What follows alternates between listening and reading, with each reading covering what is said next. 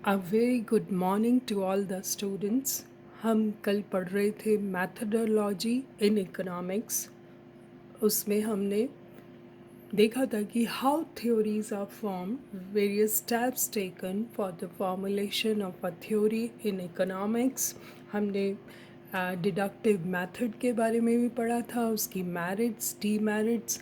आज हम दूसरा मेथड देखते हैं, इंडक्टिव मेथड, यानी कि आगमन विधि।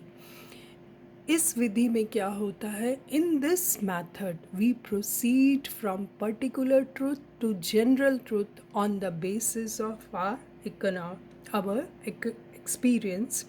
इस प्रक्रिया में हम एक अंश से संपूर्ण की ओर, विशेष से सामान्यों की ओर या व्यष्टि से समष्टि की ओर जाते हैं। आपने डिडक्टिव मेथड में देखा था कि हम समष्टि से व्यष्टि की ओर जाते हैं, लेकिन inductive method just opposite of deductive method. अगर हम विल्सन गी के शब्दों में देखें तो inductive method is the process of reasoning from particular to general और from individual to the universal. तो इस तरह से इसमें we collect economic data, find their relationship and analyze the same to derive through reasoning general laws. For example, अगर हम इसका एक एग्जाम्पल लें तो Marshall is a man and mortal, हमारी स्टडी कहती है Keynes is a man and mortal, so man is mortal. हाँ, यहाँ हम उल्टा चलते हैं। हमने मार्शल को स्टडी किया, हमने कीन्स को स्टडी किया और हमने एक जनरलाइजेशन निकाल लिया कि मैन इज़ मॉर्टल।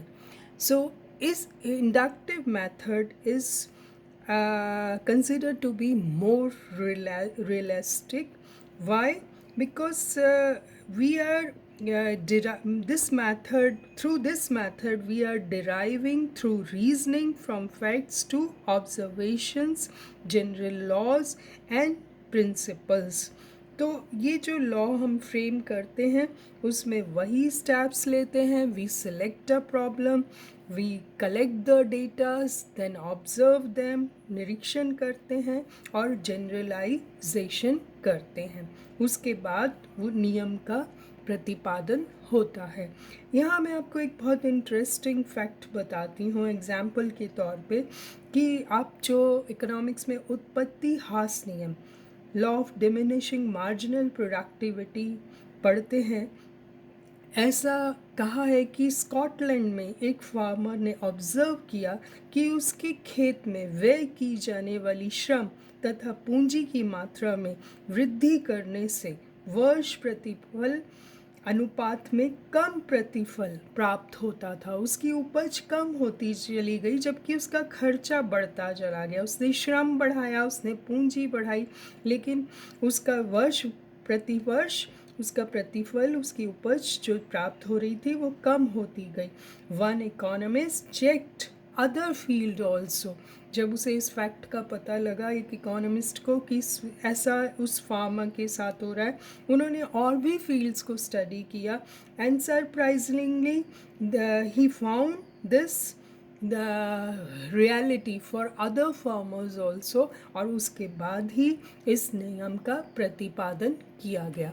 तो आप देख सकते हैं कि किस तरह से कि हम एक फार्मर से एक जनरल स्टेटमेंट दी गई, तो उसके बीच में बहुत सारे स्टेप्स हैं जिनको लिया गया, डेटा कलेक्शन, जनरलाइजेशन, उसके बाद जाकर एक थ्योरी का फॉर्मुलेशन होता है।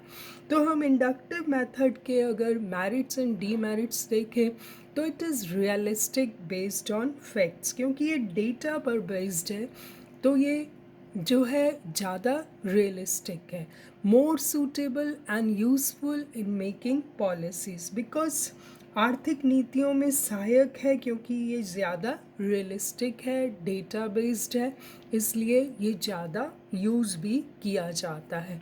हेल्पफुल इन वेरिफिकेशन, अगर जांच करनी हो, सत्यता की जांच करनी हो, तो हम बहुत इजीली उन डेटास को स्टडी कर कर उसकी सत्यता की भी जांच कर सकते हैं। डायनेमिक बेस्ड ऑन एक्सपीरियंसेस, अतीत से जो अनुभव प्राप्त होता है उनका उनको उनको एनालाइज करके इसमें विश्लेषण किया जाता है। तो ये definitely it is good for this method. Then demerits देखें तो sometimes misleading. It is based on datas and assumptions जो कि गलत व्याख्या और गलत प्रयोग हो जाते हैं। कई बार हम डेटा से गलत मिसलीडिंग निष्कर्ष निकाल लेते हैं। और फिर डेटास भी आपको पता है कि based on datas some assumptions ली जाती हैं। Sometimes datas are not concrete होते हैं because they have taken from different sources. कभी प्राइमरी सोर्स से, सेकेंडरी सोर्स से, पता नहीं वो कितने ऑथेंटिक हैं। तो कभी कभी ये मिसलीडिंग भी हो जाता है and very expensive also because it needs train persons. तो ये जो वाला जो मेथड है इस बहुत टाइम कंज्यूमिंग भी है और नीड्स ट्रेन विशेषज्ञ चाहिए उसके लिए for collecting, classifying, analysing the data.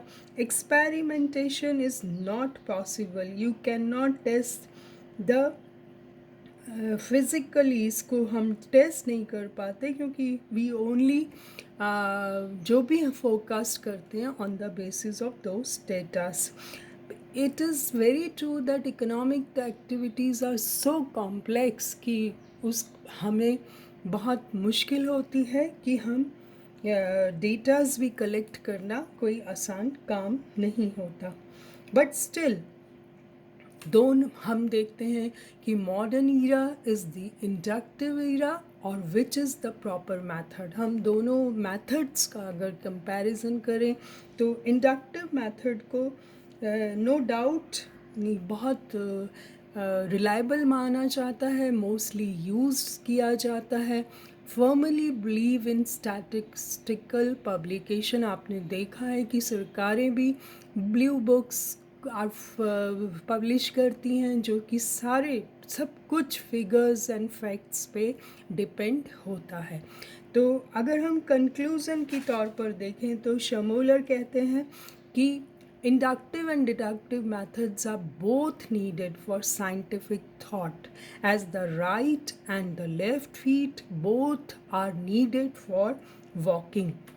तो हम अगर उनका कहना है कि वैज्ञानिक चिंतन के लिए आगमन और निगमन दोनों की उसी प्रकार ज़रूरत है जिस प्रकार चलने के लिए दाएं और बाएं दोनों पैरों की ज़रूरत पड़ती है।